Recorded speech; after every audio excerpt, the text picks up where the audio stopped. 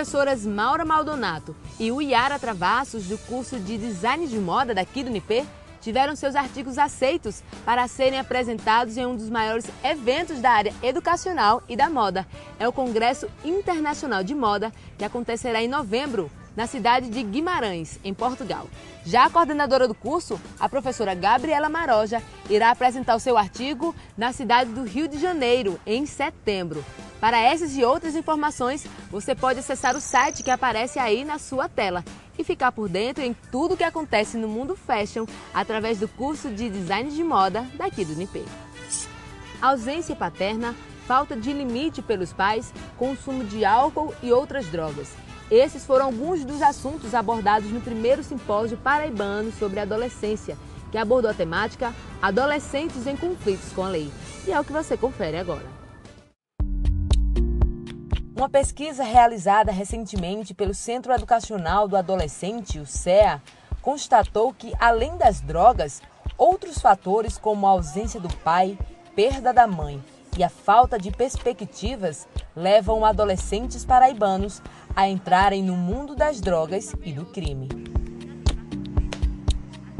Preocupado com esta realidade, o curso de Psicologia do UniP promoveu nesta última semana o primeiro simpósio paraibano sobre adolescência, que abordou os aspectos psicossociais e jurídicos dos adolescentes em conflito com a lei. A gente pensar no adolescente é um ser que está em plena construção, né, da identidade, no seu todo, né, o biopsicossocial. Ele está nesse processo de desenvolvimento biopsicossocial e aí a gente precisa realmente cuidar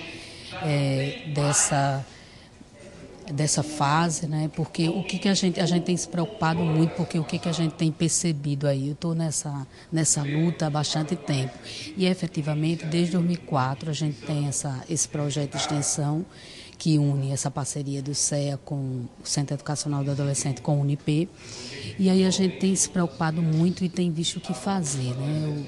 Pensar e refletir em algo que possa mudar essa situação, esse quadro que se encontra hoje a nossa adolescência. O evento, que aconteceu durante 2 dias no Espaço Cultural do UniP, contou com a presença de estudantes, professores e profissionais da área.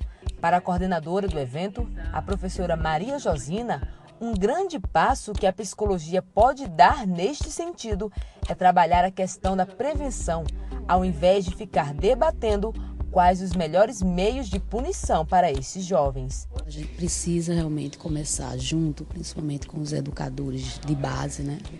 Desde a educação infantil, se pensar em algo que possa justamente trabalhar na questão da prevenção e promoção, né? da saúde do indivíduo como um todo. E vindo para a questão da adolescência, punir por punir, o que não vai realmente acrescentar em nada. A gente acredita e defende que o processo tem que ser educativo. A educação realmente ela é a mola mestra de tudo. Então, a medida socioeducativa, ela tem uma proposta diferenciada, né? Porque o tempo é de 6 meses a 3 anos. Por quê? Porque se leva justamente em consideração que esse indivíduo está em pleno desenvolvimento. Ele não está completo. Não é que ele não sabe o que está fazendo, não é colocar que esse ato que ele cometeu não é grave. Lógico que a gente trabalha e sabe que é grave. A questão é como fazer para que ele saia desse quadro, como ele ainda está nesse processo de construção da própria identidade. A gente acredita que acaba sendo mais fácil da gente trabalhar esse processo para que ele venha realmente a se conscientizar e mudar. O juiz da Vara da Infância e da Juventude, Fabiano Moura de Moura, psicólogo formado pelo UniP, foi o responsável pela palestra de abertura e abordou experiências pessoais de seu trabalho para aproximar o público com o tema. Quem também esteve presente no evento foi a atual presidente do Conselho Regional de Psicologia, Ana Sandra Fernandes, também ex-aluna do UniP. Para ela, as drogas não se consolidam como as principais responsáveis por trazer os adolescentes para o mundo do crime. Esse problema é gerado bem antes, ainda no contexto familiar. O que tem levado esses adolescentes a buscar essa droga? né? Que questão que talvez esteja relacionada com o aspecto de sentido tem por trás da busca desses adolescentes para viverem no mundo das drogas. E eu acho que a gente precisa também refletir sobre essa questão. O que faz um adolescente optar por ser um usuário de droga? Escolher esse estilo, esse tipo de situação. Então, eu penso que a gente teria que investir um pouco de tempo também fazendo esse questionamento, que é um pouco anterior ao ato infracional. O que leva o adolescente a viver à margem, né? Como é que a sociedade está cuidando dessa adolescência, desses jovens? Será que nós temos um sistema que absorve realmente as necessidades das crianças e adolescentes? Então, o que está fazendo realmente com que essa criança e esse adolescente se envolva com o mundo das drogas? Ainda segundo a professora Josina, os adolescentes que apresentam conflitos com a lei, em grande parte são provenientes de famílias de baixa renda. Fato este que não exclui jovens de outras classes sociais. A pobreza não é o único fator. Ela também, infelizmente, ela acaba contribuindo, mas ela não é o único fator. Até porque hoje a gente tem visto muitos casos, né, de meninos de classe média alta, né, envolvidos também, principalmente com a questão das drogas, envolvido com as drogas e acaba também enveredando para o mundo da criminalidade. Então a pobreza não é o único fator, é um fator, mas não é o único. Existem vários outros fatores, né, que infelizmente contribuem para essa construção dessa marginalidade, né? Muitas vezes nas pesquisas a gente tem visto a própria falta de amorosidade, de afeto, a ausência realmente de uma figura paterna, muitas vezes também da figura materna, mas em grande parte da figura paterna, a ausência de limites na formação desse ser. Então, o cuidado mesmo da sociedade, as políticas que se preocupe, que cuide, porque infelizmente é um tema que a gente vê tanto, né, que está solto aí, que está sendo jogado na mídia, mas pouco cuidado. O simpósio de psicologia também contou com a presença do grupo Curumins, da Ilha do Bispo, e formado por adolescentes integrantes do PET, Programa de Erradicação do Trabalho Infantil. Na apresentação, o grupo usou instrumentos feitos com materiais reciclados e convencionais e cantou composições próprias que relatam a realidade desses jovens.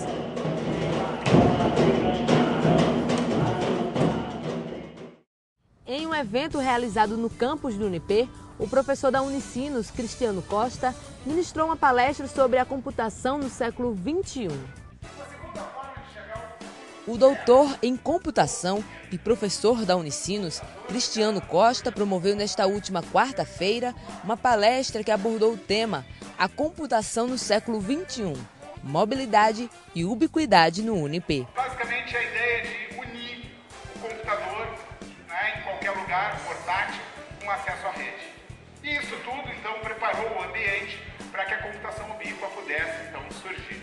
O evento aconteceu no auditório do Espaço Cultural da instituição, que ficou lotado com a presença de professores, alunos e profissionais da área, que disputaram o melhor lugar na plateia. Uma outra questão que eu comentei são os dispositivos móveis, a computação móvel. Cristiano Costa tem experiência na área de redes de computadores e sistemas distribuídos, com ênfase em computação móvel e ubíqua. Atua principalmente nas áreas de computação ubíqua, persuasiva, computação móvel, sensibilidade ao contexto, sistemas distribuídos, computação em nuvem e processamento de alto desempenho. Foi realizado no Espaço Cultural do Unip o centenário de Humberto Nóbrega, com exposição e lançamentos de livros. Personalidades das mais variadas, não só da Paraíba, como de outros estados, estiveram presentes nesta homenagem. A história de Humberto Nóbrega se confunde com a história da Paraíba. Médico por profissão e historiador por excelência, o visionário acumulou ao longo de sua vida registros documentais de valor inestimável. Documentos estes que foram confiados ao Núcleo de Documentação e Arquivos do Unip. Esse acervo o papai tinha um maior zelo e guardava na casa dele. E quando, após a morte dele, nós transferimos o acervo para a casa nossa que a gente tinha na cidade e minha irmã que tomava conta. Posteriormente, com a morte de minha mãe, nós tivemos que vendemos a casa. Eu me encontrei no almoço com o padre Marco Trindade, que na época era o reitor aqui do Unipê, e o padre perguntou como estava, onde estava o arquivo. Eu contei essa história e disse, traga esse arquivo para o Unipê, que eu vou construir um arquivo, Humberto Nóbrega, aqui no Unipê. Um mês depois, ele me convidou aqui para me mostrar já o projeto do memorial, e 3 ou 4 meses depois eu estava inaugurando. O acervo de Humberto Nóbrega contém mais de 10.000 fotografias da antiga João Pessoa, cartas, além de inúmeros registros documentais do paraibano Augusto dos Anjos, como estas roupinhas de quando o escritor era apenas um bebê. A gente recebeu a documentação e a partir de então a gente iniciou um trabalho de restauração de alguns documentos que estavam deteriorados, higienização, classificação. E agora a gente está fazendo esse trabalho de exposição de parte do acervo de Dr. Humberto Nóbrega. Toda a parte, o acervo inteiro se encontra lá no Núcleo de Documentação e Arquivo, no NDA, aqui no Unipê. E ele está aberto de segunda a sexta, de 8 horas da manhã até as 12 horas da tarde. E a partir de 1 hora da tarde até as 17 horas também da tarde. Então é um acervo que vai estar disponível para toda a comunidade, né? Não só acadêmica, mas também a sociedade civil de modo geral, para fazer suas pesquisas. É um acervo muito rico no que se diz respeito à história da Paraíba, né? O professor Humberto Nóbrega foi um grande colecionador nessa área da história da Paraíba. Tem muitas fotos da cidade, da cidade de João Pessoa, sem contar também com a parte de Augusto dos Anjos, ele que foi um dos maiores estudiosos da vida e obra de Augusto dos Anjos. O centenário de Humberto Nóbrega contou com a presença do coral do Unipê,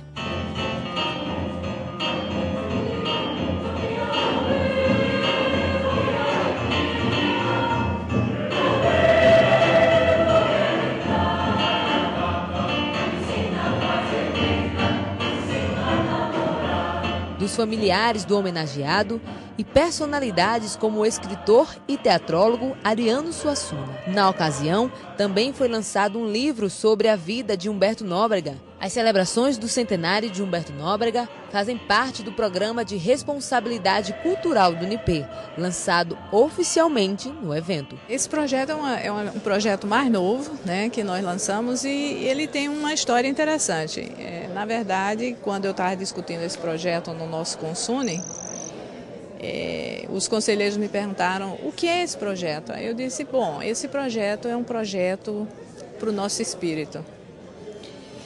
E eu acho que toda universidade ela tem que ter uma visão compreensiva da vida, quer dizer, uma visão ampla, né? Uma visão em que haja uma dimensão não só técnica, científica, mas uma dimensão humana, uma dimensão social, uma dimensão antropológica. E esse projeto, na verdade, ele vem preencher esse espaço. Dentre as inúmeras funções, Humberto Nóbrega foi reitor da UFPB, membro da Academia Paraibana de Letras e vice-presidente da Academia Paraibana de Medicina. Humberto Nóbrega foi não somente um médico conceituado, um médico de grande destaque, foi também o que correspondia hoje ao secretário de Saúde do Estado. Ele foi diretor do Departamento de Saúde do Estado. Na época não existia Secretaria de Saúde, existia Secretaria de Educação e Saúde. Então era a Secretaria de Educação com um Departamento de Saúde. Ele foi diretor do Departamento de Saúde. De modo que, como presidente da Academia Paraibana de Medicina, eu posso destacar que o Humberto foi idealizador, foi um dos idealizadores da Academia Paraibana de Medicina. Ele não somente idealizou, mas foi fundador. E foi o primeiro vice-presidente da academia. Não quis ser presidente, modestamente, ele era uma pessoa muito modesta e muito simples, mas ocupou os cargos mais elevados na área, porque ele foi diretor da Faculdade de Medicina, foi vice-reitor da Universidade Federal da Paraíba e foi reitor da Universidade Federal da Paraíba. De modo que ele ocupou os cargos mais importantes nessa área da saúde no ensino da Paraíba. Se você quiser conhecer um pouco mais da história de Humberto Nóbrega, é só vir até aqui no Unipê, onde está guardado todo o acervo dele. Vocês são nossos convidados. Não saia daí, a gente volta já.